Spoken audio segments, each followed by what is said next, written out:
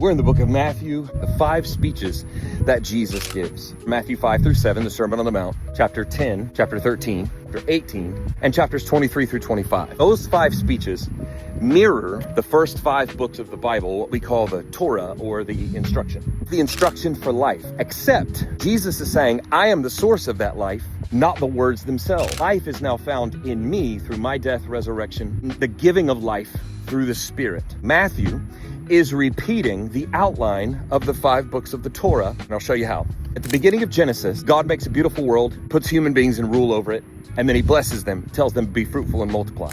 Then at the end of Deuteronomy, God says, you will find life if you obey me. You will find curse if you do not. Choose life over death. Choose blessing over curse. Now, the beginning of Matthew chapter 5, Jesus actually starts the Beatitudes. Blessed is the one who. Now, this is a different word than to bless.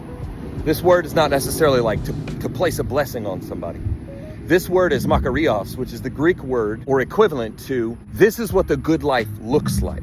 It's not prescriptive, as in he's prescribing this is what you should do to be blessed. He's describing what it looks like to be blessed. At the end of the middle section of Matthew, in chapter 23 through 25, Jesus starts off with a warning or a woe against the religious leaders because they are trying to find their own wisdom, their own life.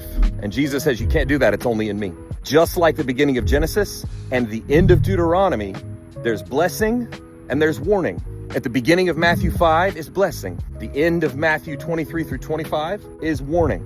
Matthew repeats the outline of the 5 books of the Torah in the 5 speeches of Jesus because what God is doing through Jesus is establishing a new Exodus people who will find life in Jesus.